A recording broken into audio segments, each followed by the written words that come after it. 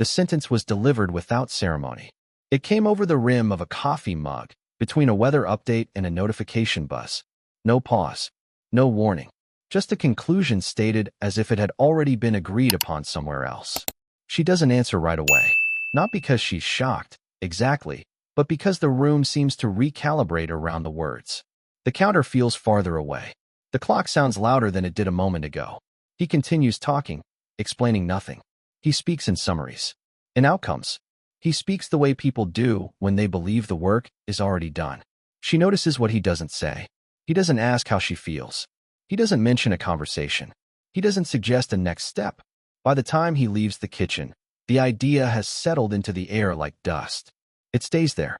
It follows her through the apartment. It appears later in unrelated conversations, shaped differently each time, but carrying the same weight. She begins to see how easily a story can be told without her. It shows up in small decisions, in doors that are suddenly closed, in plans discussed as if she's adjacent to them rather than part of them. When people ask questions, he answers first. When she tries to correct him, he smiles in a way that suggests she's being emotional, not precise. Nothing overt happens. That's the problem. Days pass, then weeks. The narrative gains confidence through repetition. It becomes easier for him to say and harder for her to interrupt. So she stops interrupting.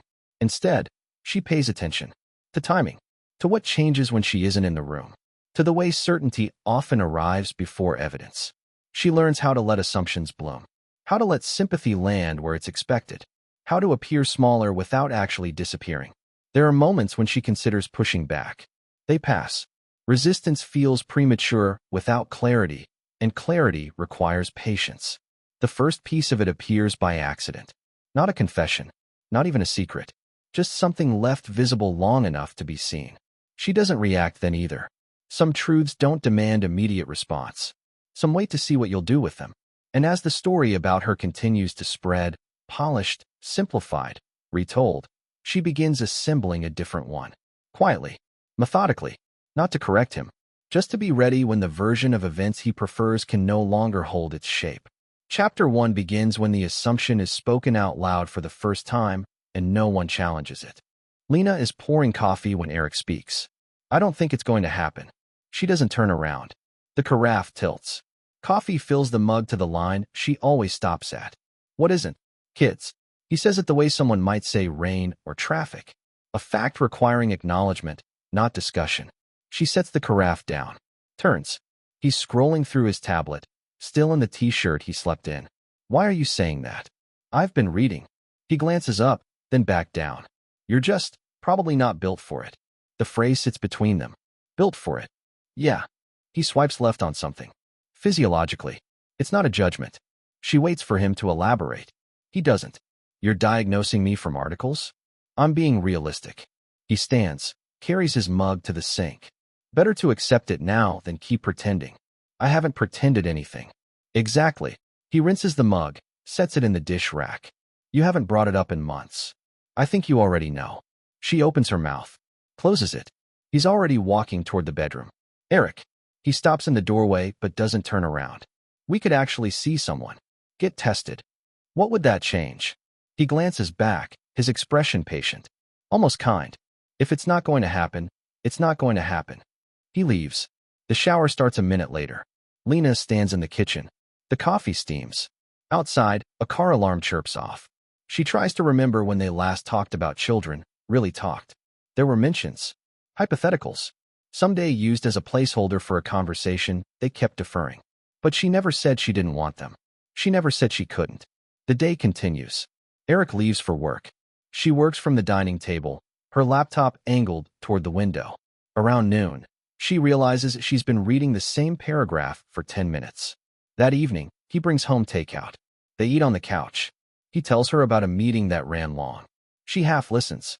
When he reaches for the remote, she speaks. I want to see a doctor. He pauses mid-reach. For what? To find out if there's actually a problem. He sighs. Not annoyed. Tired. Lena, I'm trying to save us both time. It's my body. I know. He picks up the remote. And I'm not stopping you. I just don't think it'll tell you anything you don't already suspect. The television flickers on. He scrolls through options. She doesn't bring it up again that night. The next morning, she books an appointment anyway. She doesn't mention it. The lock appears on a Tuesday. Not on the front door. On Eric's office. Lena notices it when she's carrying laundry past the room. A small brushed steel deadbolt, installed at eye level. New enough that the wood around the screws still looks raw. She doesn't ask about it. That afternoon, Eric works from home. The office door stays closed. She hears him on a call, his voice low, steady, the kind of tone he uses for clients. It lasts an hour. When he emerges, he's scrolling through his phone. "I'm going to grab lunch," he says. "You need anything?" "I'm fine." He leaves. The office door stays locked. She walks past it twice before she tests the handle. It doesn't turn. At dinner, she mentions it casually. "When did you put a lock on the office?" He doesn't look up from his plate. "Last week. I've got some client files I need to keep secure." "You've always had client files." "New policy." He cuts into his chicken. "Liability thing." She nods. Eats. The phone calls increase after that. Not in volume, in location. He takes them in the car. On the porch. Once, during a rainstorm, she watches from the kitchen window as he sits in the driveway, engine running, gesturing at no one she can see. When he comes back inside, his hair is damp. "Everything okay?" she asks. "Fine. Just work." His phone starts living face down. On the counter. On the nightstand. Screen dark. Notifications silenced. She stops asking about his day. He stops offering details. The apartment rearranges itself around the absences. Conversations shorten. Rooms divide by use. She works at the dining table. He works behind the locked door. They intersect in the kitchen, the bedroom, the 30 seconds before sleep. One night, she wakes to find his side of the bed empty. The bathroom light is off. She listens. Hears nothing. She gets up. Checks the living room. The kitchen. The office door is closed, but not locked. A thin line of light shows underneath. She stands there. Considers knocking. Doesn't. She goes back to bed. When he returns 20 minutes later, he moves carefully, like someone trying not to wake a sleeper. She keeps her breathing even. In the morning, he's already dressed when she opens her eyes. "I've got an early meeting," he says. "I'll probably grab breakfast out." "Okay." He kisses her forehead. The gesture feels rehearsed. After he leaves, she checks the office. The door is locked again. She makes coffee, sits at the dining table, opens her laptop but doesn't type. The apartment is quiet. Too quiet. The kind of silence that used to feel comfortable. Now it just feels like waiting. The dinner party happens on a Saturday. Eric's colleague hosts. Someone Lena has met twice, maybe 3 times. The kind of gathering where wine costs more than the food and conversations happen in clusters. They arrive together. Eric's hand rests on her lower back as they walk in. The host greets them warmly, takes their coats. Within 10 minutes, they've separated. Lena ends up near the kitchen with 2 women she doesn't know. They're discussing a school, private, selective, the kind that requires applications before birth. One of them is pregnant. The other has twins. "Do you have kids?" the pregnant one asks. "Not yet. Planning to." Lena opens her mouth. Lena's not really the maternal type. Eric's voice. He's appeared beside her, drink in hand, smiling. The women glance at each other. Then at Lena. "Oh," the pregnant one says. Well, good to know what you want." "It's more about what's realistic," Eric continues. His tone is light, conversational. "We've come to terms with it." Lena feels her face arrange itself into something neutral. "It's probably for the best," he adds. "With both our schedules." The women nod. The conversation pivots to travel. Lena stops tracking it. Eric's hand finds her shoulder. Squeezes gently. Later, near the bookshelf, someone asks about their anniversary. 8 years in March, Eric says. "Any big plans?" "We're keeping it low-key." Lena's been tired lately. She turns to look at him. He's still smiling. "I'm fine," she says. "You've been sleeping more." He says it kindly. To the group, not to her. "I think the stress is catching up." "What stress?" He laughs softly. "You don't have to downplay it. Everyone gets overwhelmed." The conversation moves on. Lena doesn't correct him. On the drive home, Eric hums along to the radio. "That was nice," he says. She doesn't respond. "You okay? Why did you say I'm not maternal?" He glances at her, then back at the road. "I didn't mean it negatively. You said it like it was decided. Isn't it?" His voice stays even. "You haven't exactly been pushing for kids. That's not the same as." "Lena." He reaches over, touches her knee. "I'm not trying to upset you." I was just being honest with people. About something we haven't even discussed. We've discussed it. He withdraws his hand, adjusts his grip on the wheel. Maybe not explicitly, but after a certain point, silence is an answer. She looks out the window. Streetlights blur past. When they get home, he kisses her goodnight and goes to bed. She stays up, sits in the dark living room, tries to remember when she became someone whose silence could be interpreted however was convenient. The next morning, her phone buzzes. A message from one of the women at the party. Hope you're feeling better. Let me know if you ever want to grab coffee. Lena stares at the screen. She deletes the message without responding. Lena goes to the meeting on a Thursday evening. The community center smells like old coffee and cleaning solution. Folding chairs arranged in a circle. A table with pamphlets. 7 other people, mostly women, all wearing the same careful expression.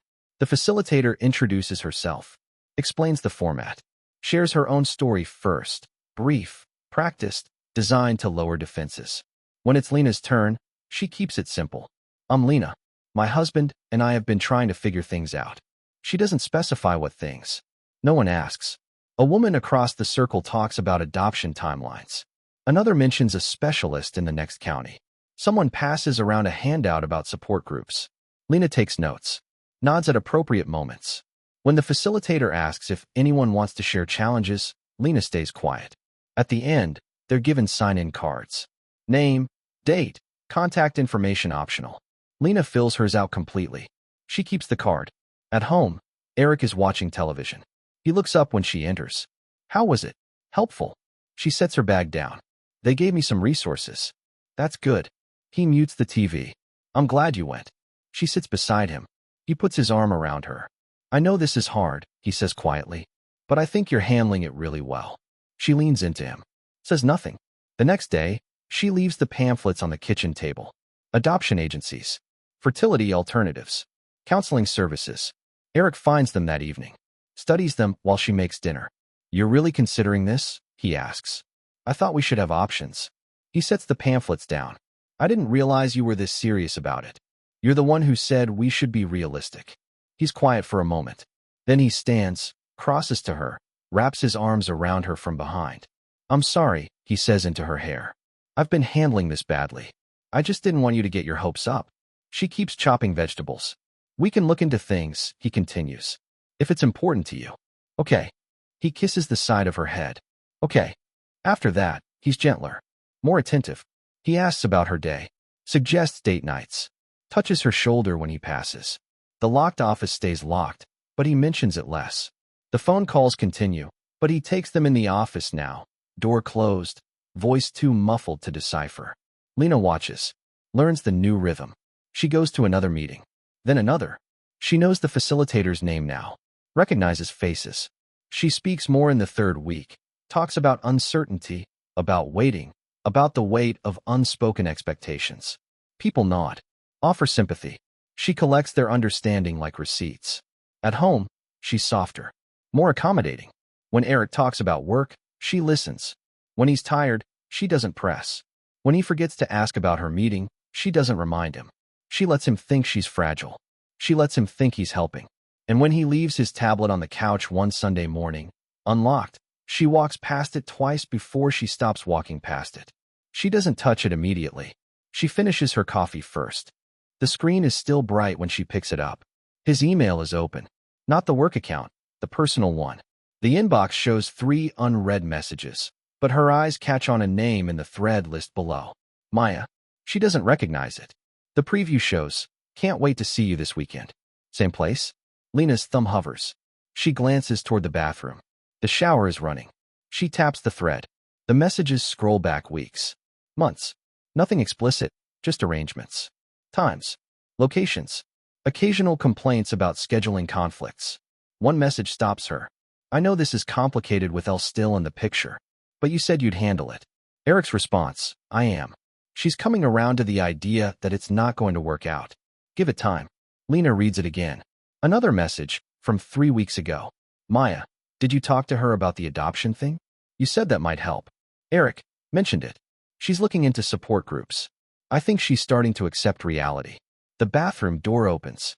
Lena sets the tablet down exactly where it was. Stands. Walks to the kitchen. Eric appears in the doorway, toweling his hair. Want to grab brunch? He asks. Sure. Give me 10 minutes. She nods. He disappears into the bedroom. Lena stands at the counter. Her hands are steady. She notices that.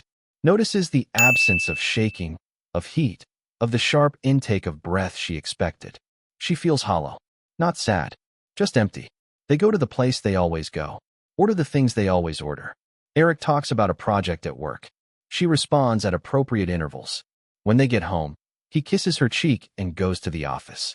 The lock clicks. Lena sits on the couch, stares at the wall. She tries to decide what she feels. Anger seems correct, but doesn't arrive. Betrayal makes sense, but feels too large for the moment. What settles is something quieter. Clarity. That evening, she takes a shower. Long enough that the mirror fogs completely. When she comes out, Eric is in the living room. You okay? He asks. Tired. Want to watch something? I think I'll just read. She goes to bed early. He stays up. She doesn't sleep. She stares at the ceiling and catalogs everything that makes sense now. The lock. The phone calls. The certainty about her limitations. The way he needed her to believe she was the problem. Around midnight, her phone buzzes. Unknown number. A text. You don't know me, but I think you should see this. An image loads. A screenshot of a different conversation. Eric's name at the top. A message to someone else, not Maya. The infertility story is perfect. Gives us time without raising questions. Once she's adjusted to the idea, the split will be easier. Below it, you're sure about the timeline? Eric, 6 months max. She's not going to fight it. Lena reads it 3 times. She doesn't respond to the unknown number. She saves the image. Then she deletes the text thread. She sets her phone face down on the nightstand. Closes her eyes. When Eric comes to bed an hour later, she pretends to be asleep. Lena wakes before Eric. She reaches for her phone. Opens the photos. Scrolls to where the screenshot should be. It's not there. She scrolls again. Checks recently deleted. Nothing. Her heart rate doesn't change. She sets the phone down. Stares at the ceiling. Eric stirs beside her. His hand finds her waist. Morning, he murmurs. Morning. He pulls her closer. She lets him. After he leaves for work, she checks again. Opens every folder. Searches by date. By keyword. The image is gone. She sits on the edge of the bed. Tries to remember the exact wording. The name at the top of that other conversation. The details blur. She checks the tablet next. The email thread with Maya is still there, but she scrolls carefully, looking for the specific messages she read. They're present, but feel rearranged. Or maybe she's misremembering. She takes photos this time. 3 different angles. Saves them. Checks immediately. Still there. She locks the screen. Puts the tablet back where she found it. That afternoon, her laptop freezes. The screen goes black, then reboots. When it comes back, several applications need to be reopened. She checks her photo library. The new screenshots are gone. She closes the laptop. Sits very still. That evening, Eric brings home groceries. I noticed we were low on coffee, he says, unpacking bags. And I got that bread you like. Thanks. He moves around the kitchen efficiently. Puts things away in the right places. He's humming something. You seem good, she says. I am. He closes the refrigerator. Work's been solid. And I feel like we're in a better place. Don't you? Yeah. He smiles. Comes over. Kisses her forehead. I'm going to take a quick call, he says. Then we can make dinner together. He goes to the office. The lock clicks. Lena opens her phone. Goes to her text messages. Scrolls to yesterday. The unknown number isn't there. She checks blocked contacts. Deleted messages. Recent calls. Nothing. She sets the phone down on the counter. Looks at it like it might explain itself. It doesn't. When Eric emerges 20 minutes later, she's chopping vegetables. What are we making? He asks. Stir fry. Perfect. They cook together. He tells her about his call, a client in Denver, a potential contract extension. She responds appropriately. Adds soy sauce. Adjusts the heat. They eat at the table. He asks about her day. She says it was quiet. You seem distracted, he says. Just tired. You've been tired a lot lately. He reaches across the table. Takes her hand. Maybe you should see someone. Get your levels checked. My levels. Iron, thyroid, whatever. Just to rule things out. She looks at their joined hands. I'll think about it. Good. He squeezes her fingers. I worry about you. After dinner, she does the dishes while he watches television. She washes each plate carefully. Rinses. Sets them in the rack. She knows what happened. Knows it's not coincidence. Knows that access doesn't require permission when you share devices, accounts, passwords chosen years ago for convenience. She dries her hands. She still has the memory, the knowledge. But knowledge without proof is just accusation. An accusation without proof is just noise. The package arrives on a Tuesday. No return address. Standard manila envelope. Her name printed in generic courier font. Lena opens it at the dining table.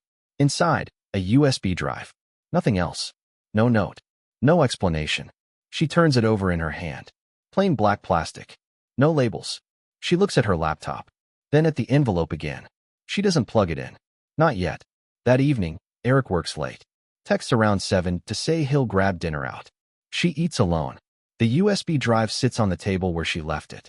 After she finishes eating, she picks it up, weighs it in her palm. She goes to the bedroom, closes the door, opens her laptop. The drive contains a single folder. Inside, documents, screenshots, a video file. She starts with the documents. The first is a lease agreement. A condo downtown. Signed 4 months ago. Eric's name. Maya's name. The second is a bank statement. A separate account she didn't know existed. Regular transfers. Rent payments. Restaurant charges. 2 plane tickets to Portland in August. The screenshots show text conversations. Eric and Maya. Eric and someone named David. Different threads, same themes. Timelines. Exit strategies. References to after. One message stands out. David, you're sure she won't suspect? Eric, she's already halfway convinced it's her fault. By the time I'm ready to move, she'll think it was mutual. The video file is security footage. A coffee shop. Eric and Maya at a corner table. The timestamp reads 3 weeks ago, the same day he said he was meeting a client. Lena watches them talk. Watches Maya reach across the table. Watches Eric take her hand. The footage runs 4 minutes. She watches all of it. Then she closes the laptop. She sits on the bed. The drive is still in the USB port, warm against her palm when she pulls it out. She doesn't know who sent it. Doesn't know why now. Doesn't know what they expect her to do with it. She hears the front door open. Lena. She slips the drive into her nightstand drawer. Under a stack of books she hasn't touched in months. In here, she calls. Eric appears in the doorway. He looks tired. Loosens his tie. How was your day, he asks. Quiet. He sits beside her on the bed. Rubs his face. I'm exhausted, he says. This project is killing me. Maybe you should take a break. Can't. Too close to deadline. He leans back against the headboard. How are you feeling? Fine. You sure? You look pale. I'm fine. He studies her for a moment. Then nods. I'm going to shower, he says. Then I'll probably just crash. Okay. He kisses her temple. Disappears into the bathroom. Lena sits very still. She thinks about the drive. About the person who sent it. About what it means that someone else knows. That someone else is watching. She doesn't know if they're helping.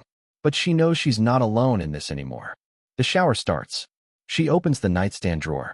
Looks at the drive. She doesn't take it out. Not yet. She closes the drawer and turns off the light. Lena makes copies. Not on her laptop. Not on her phone. She goes to a print shop 3 neighborhoods over. Pays cash. Uses the self-service station in the back corner. The documents print in systematic order. Lease agreement. Bank statements. Screenshots arranged by date. She includes the messages from the tablet, the ones she memorized before they disappeared. She doesn't print the video. Instead, she uploads. Eric suggests the restaurant. Anniversary's coming up, he says Thursday morning. Thought we could do something nice. It's not for another 3 weeks. I know, but this place books out, and I want it to be special. He shows her the website. Upscale. Downtown. The kind of place with cloth napkins and prix-fixe menus. Okay, she says. He makes the reservation for Saturday. She doesn't ask why he moved it up. Saturday arrives.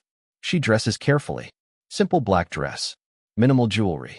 Eric wears the suit he saves for client dinners. They arrive at 7. The host leads them to a table near the window.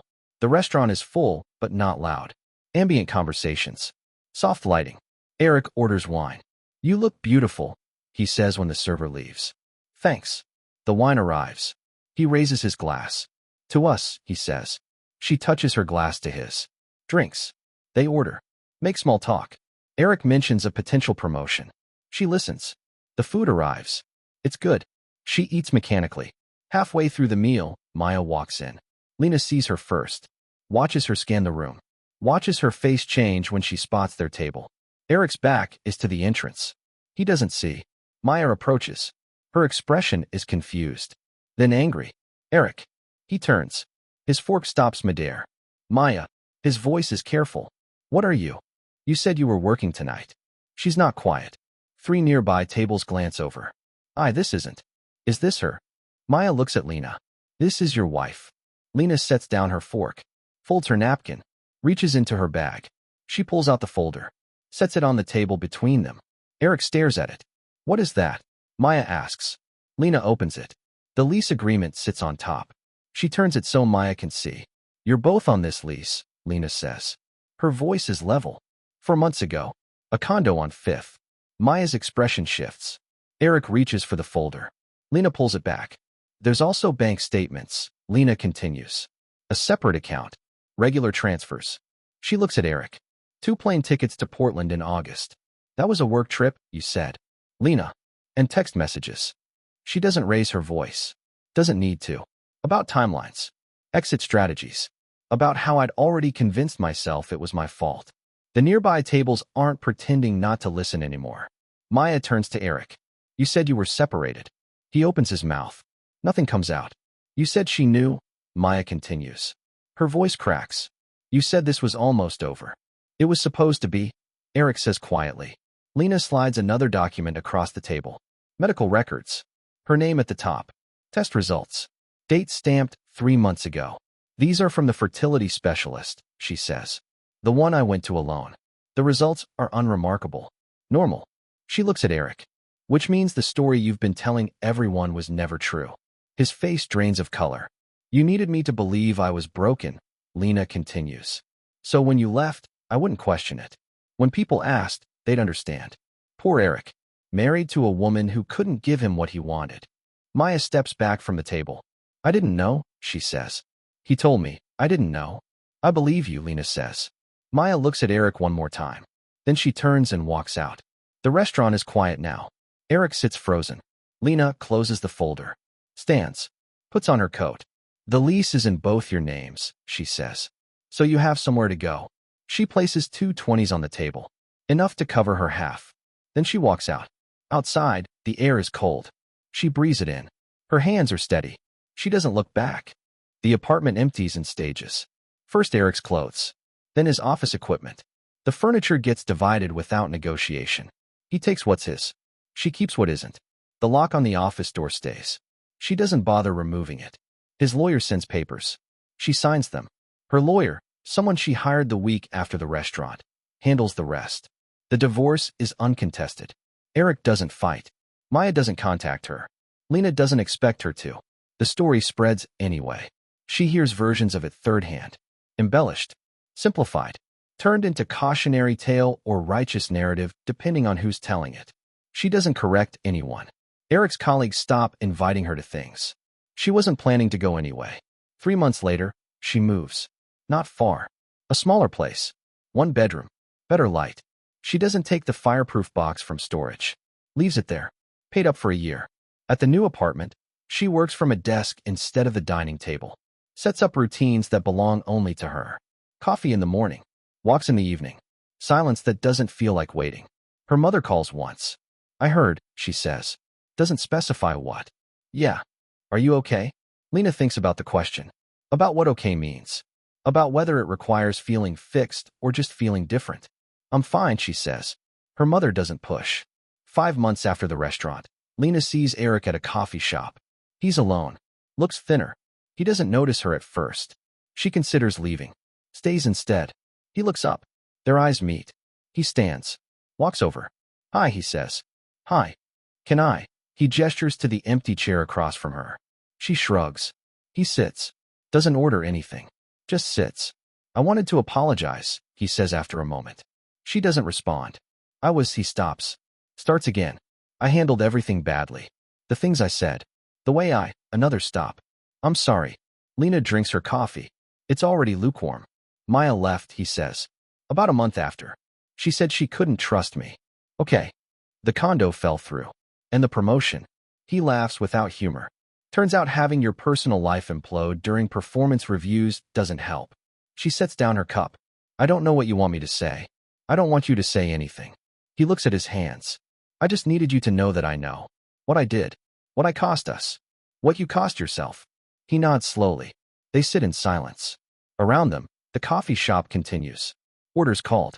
Conversations overlapping. The espresso machine hissing. Finally, Eric stands. I should go, he says. Yeah. He hesitates. Like there's more to say? Like the right words might exist somewhere if he just keeps looking. They don't. He leaves. Lena finishes her coffee. Cold now. She drinks it anyway. Outside, the light is changing. Late afternoon slipping into evening. She walks home the long way. Past the park. Past the grocery store where they used to shop together. She doesn't think about what might have been different. What could have been saved? What was real and what was performance? Some questions don't have answers. Some endings don't have meaning. She just walks. At home, she makes dinner. Something simple. Eats at the counter. Washes the single plate. The single fork. Her phone sits silent on the counter. No unknown numbers. No mysterious packages. Whoever helped her has moved on. Or maybe they were never there at all. Just someone who saw something and decided once was enough. She doesn't need to know. She turns off the kitchen light. Sits by the window. Watches the street below. People coming home. People leaving. Lives intersecting and diverging without ceremony. She doesn't feel victorious. Doesn't feel broken. Feels like someone who lived through something and came out different, but not destroyed. That's enough. For now, that's enough.